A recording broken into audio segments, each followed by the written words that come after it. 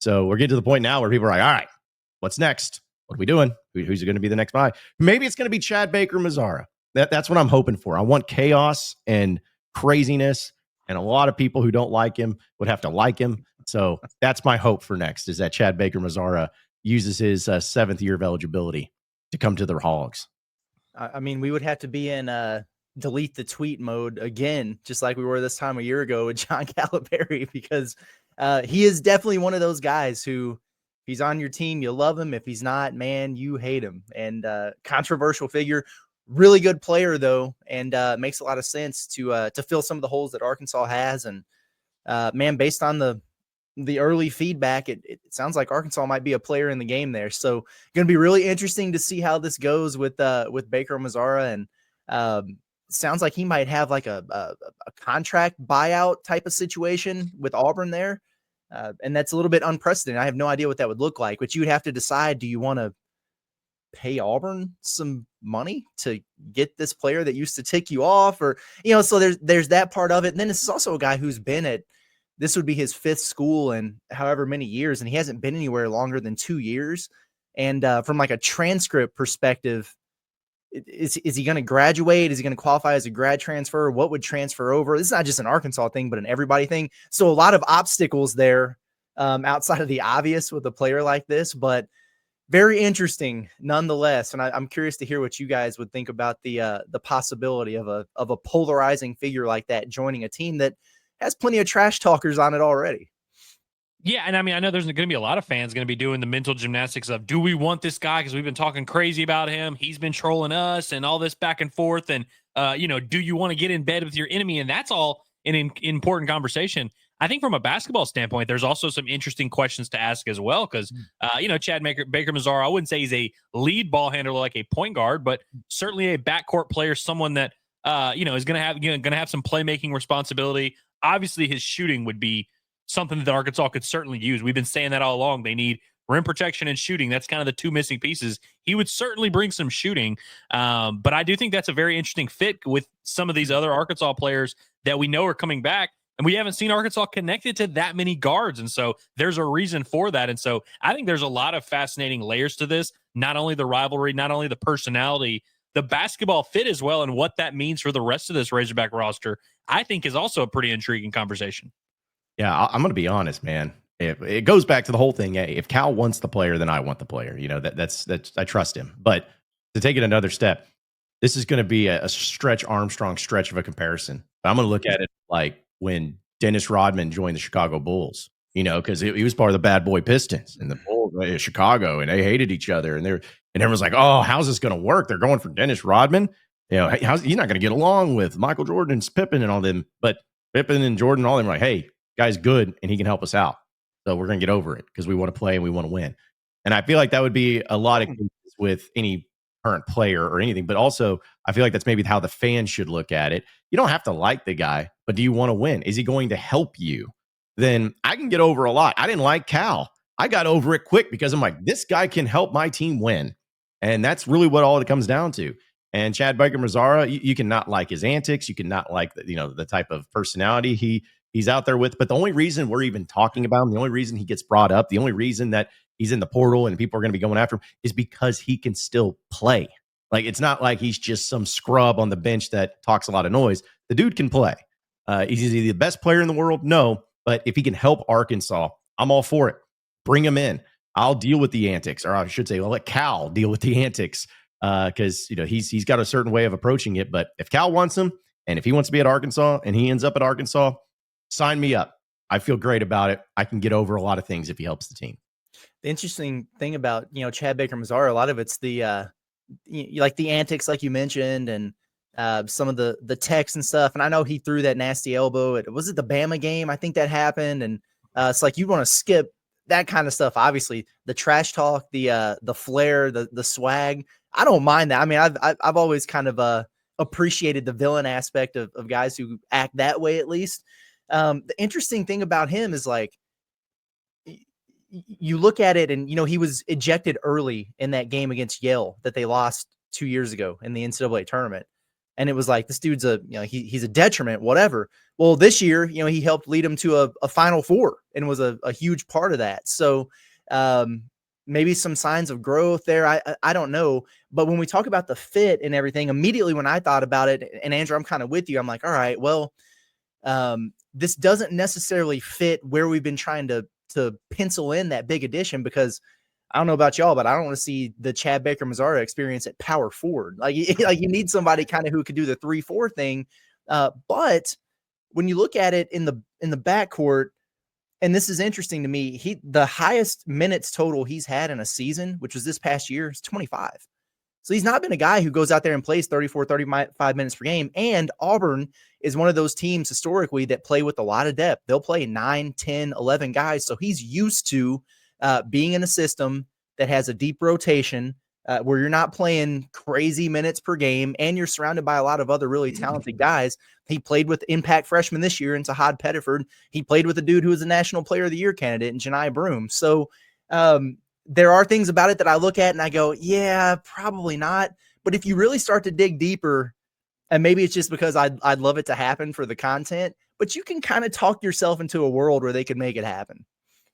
He's not the most ball dominant player in the world, which, I'm sure some fans view him that way because he's had some big scoring games, and he's such a flashy, in your face personality. He's really, if you watch him play, he's really not that, the type of guy who's like, hey, I'm getting the ball, clear out. His assist to turnover ratio kind of sticks out to me. Average just under 3 assists per game and barely over a turnover a game. He's 2-to-1 in the assist to turnover ratio the last 2 years. Again, not like a lead creator that's going to set up your offense every single time down the floor, but has some secondary playmaking, which, like you say, Curtis, in the rotation, kind of when his number is called, like, can fit within the flow of the offense, make good decisions. And the shooting is certainly, it's just easy to play with a guy who can knock down shots and can space the floor, around 40% each of the last couple of years from 3, and on a pretty solid volume too. He has the ability to make shots off the dribble. I think from a spot up shooting standpoint, he would be by far Arkansas's best catch and shoot guy right off the bat, I feel like, which would certainly help. 6'7", and so that's interesting defensively. You mentioned you don't want to see him at power forward, and I agree wholeheartedly. This is a guy that's a lot closer to being a combo guard than he is to being like a forward by any stretch. But I wonder how that would look defensively, how he would work with, Carter Knox, DJ Wagner, some of these other guys. And I think that what you mentioned there, Curtis, is him being used to playing with other talented players, which of course at Auburn, he was there. He's kind of okay with accepting that role. And so for as much flair and flash as there is with this personality, and there certainly is, I think he's a guy that actually has a little bit of a winning mindset and could fit into it. I just want to see what that looks like. And I'd want to see what the rest of the roster looks like. And I think the other aspect of this is this a Chad Baker-Mazara? You can bring him in and Jameer Watkins, you can go after that other guy? Or is this like an either or type of thing? Is this maybe you're going to get both of those guys and not a big man? I don't know the answer to those questions. I'm interested to see how this plays out and sort of what smoke we start hearing here.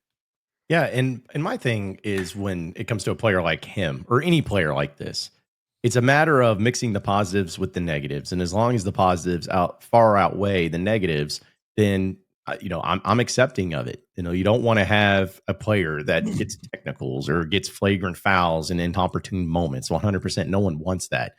But there is something to be said about having a player like that who can maybe get into the heads of some other opposing teams, that maybe can be that guy that somebody keeps going after and, really wants to take it to them, and then makes it personal, and then it frees up somebody else. Like, there's just a lot of mental games that could be played having someone like that. It's just a matter of, okay, well, if you're going to be that, and I'll take some flagrant fouls here and there, I'll take some technicals, I'll take some weird behavior and everything, as long as your goods are happening a lot more often and happen a lot more frequently, and also being a lot better than what your negatives end up costing. So I think it'd be great. I want Arkansas to kind of have a villain. Am I in the minority here where I want Arkansas basketball to have a player like that? Because I don't think they ever have. Maybe on an occasion there's been a game or a stretch where a player has maybe felt like that. But I don't want a bunch of guys that are the most golly gee whiz likable dudes. I want somebody that's a little nasty and does a little dirty work. if you're going to be, just automatically kind of penciled in as a villain just because of Cal, you might as well have some guys who fit the mold, Right. and they've been teetering with it a little bit, and it's tough as freshmen, but like you think about guys coming back like Billy and Carter, they'll talk to you for sure. Malik Thomas, he's going to talk to you for sure as a freshman.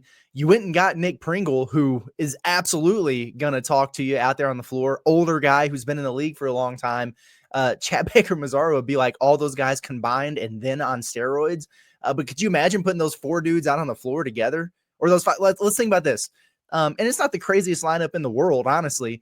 But if you have Malik Thomas with, Carter Knox and Billy Richmond, and Chad Baker-Mazara, it's like a 4-guard deal, and then Nick Pringle, there would be a brawl. Like you want to talk about getting in other opponents' heads, man. It would be absolute insanity. And I want to see it. I want the chaos, man. Sign me up.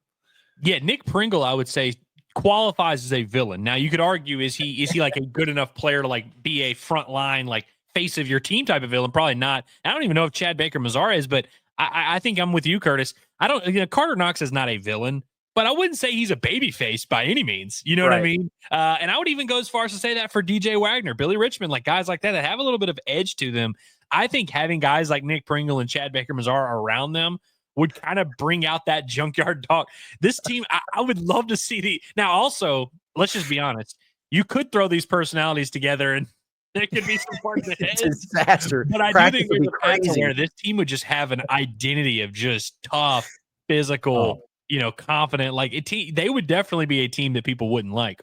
Dude, I would just love nothing more than the week of Thanksgiving, hearing this story about a plane that Arkansas was on having to turn around because there was some horseplay, going on the plane because you had so many big egos like fighting it out. I would love that type of thing. I would love to have that. And, whether it's being, calling it the bad boys or whatever it is, the winning will come along with it. And a lot of times too, fans will adopt the personality of their teams year to year. Like sometimes it's a matter of, if you're winning, it's easy to do. But if you're winning and you're doing it without saying anything, like with Razorback Baseball, for instance, there's a lot of people that adapt that personality. But if you have a basketball team that's winning and it's with Cal and they talk that noise, ooh, buddy, Arkansas fans, they already like to do that. But you talk about them being awful, and you talk about a way to bring in people into the stands and into the games all the time because people are like, I want to be a part of it too. The student section suddenly feels empowered. I can say whatever I want to those guys. These guys are coming after them too. It just increases this huge personality of the us against the world mentality, but doing it with a little flair on top of the most important thing, winning. That just sounds like a recipe for some good stuff. That's something that will just fill me up and get my nips hard, man. If I could see something like that. I remember when he first appeared on my radar last year at Auburn. It was when he was kind of emerging over there, and this is the day that Scotty actually put him on the big board. He was one of the first guys that was added to our big board last year. It's like, I kind of like this dude if he became available. I can't remember who they were playing. But he was saying something to the crowd, and he got whistled for a tech. And then he was asked about it. It might have been after the game or the next day in the press conference or whatever. And he was just like, yeah, he's like, that was crazy. I'm not going to tell you what I said, but I was speaking Spanish. I was speaking Spanish to the crowd. I didn't think the ref spoke Spanish either. So he must have heard me, and that's why he gave him the T. Otherwise, that was crazy. And that kind of personality with it, just hilarious, man. By the way, isn't Chad Baker-Mazara like, maybe I made this up. Isn't he like Dominican? I think so. I was just saying, I feel like because now he's had a fascinating journey. You touched on it earlier, but like went to Duquesne. I feel like there was one other school. Went to JUCO. Duquesne to San Diego State to JUCO to Auburn. Yeah, Auburn is the first place he's been for more than 1 year. And it started in the Dominican. Dude's a well-traveled gentleman. I mean, this dude's been around. But to your point, John, I think this is something that would rub off on the fan base. And by the way, we're talking about this in the Chad Baker-Mazara context. With or without Chad Baker-Mazara, I think Arkansas is kind of trending that direction of having a hard-nosed, swagger personality, tough personality type of team. That is the type of thing that does rub off on a fan base. And think about how cocky and like bombastic we would be if this was our team. Yeah, okay. Well, see what you did there. Yeah. Yeah. BOMBASTIC. Yeah. No, I think I would love it. And it would be one of those things to where, I'm not saying that it went in hand with Cal, but after seeing this past year where there was not any of those unlikable players that were talking trash and being those personalities, the coaches were not being that.